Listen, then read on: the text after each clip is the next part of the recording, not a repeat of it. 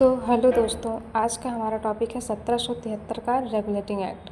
जैसा कि आप सभी जानते हैं, जब ब्रिटिश कंपनी ने भारत पर राज करना शुरू किया था, तब जा कर के ब्रिटिश कंपनी को रेगुलेट करने के लिए ब्रिटिश संसद ने अलग अलग समय पर अलग अलग कानूनों के माध्यम से उनको रेगुलेट किया।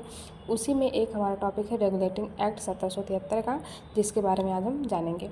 तो 1773 का रेगुलेटिंग एक्ट ब्रिटिश संसद द्वारा पारित किया गया एक अधिनियम था, जो ईस्ट इंडिया कंपनी के भारत में कार्यों को विनियमित करने के लिए लाया गया था।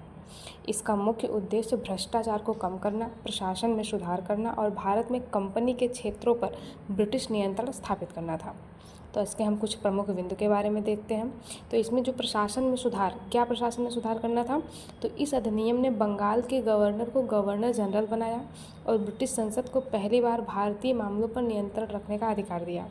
इसके न्यायिक सुधार क्या क्या थे? तो इस अधिनियम ने कलकत्ता में एक सुप्रीम कोर्ट की स्थापना की, जो 1774 में किया गया था, जो ब्रिटिश विषयों पर नागरिक और आपराधिक मामलों को देखता था। कंपनी के कर्मचारियों पर प्रतिबंध लगाया गया। किस लिए? कंपनी के कर्मचारियों को निजी व्यापार करने या उपहार या रिश्वत लेने से मना किया गया था। तो कंपनी पर ब्रिटिश ने कैसे नियंत्रण रखा? तो इस अधिनियम ने कंपनी पर ब्रिटिश सरकार के नियंत्रण को मजबूत किया और कंपनी को राजस्व, नागरिक और सैन्य मामलों पर रिपोर्ट करने के लिए बाध्य किया।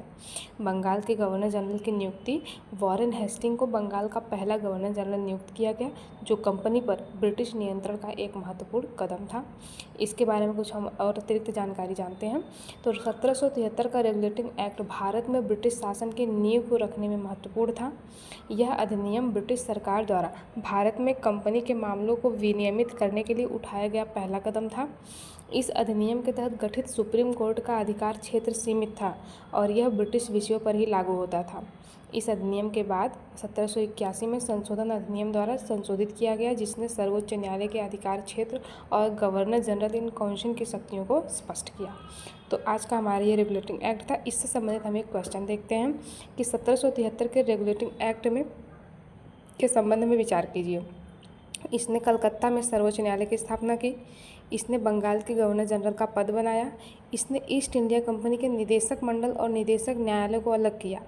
और लॉर्ड कॉर्नवालिस ने 1773 के रेगुलेटिंग एक्ट अधिनियम के कार्यान्वयन का निरीक्षण किया। तो इसमें से कितने कथन सही हैं? तो इसमें से केवल 2 कथन सही हैं। यानी कौन कौन सा?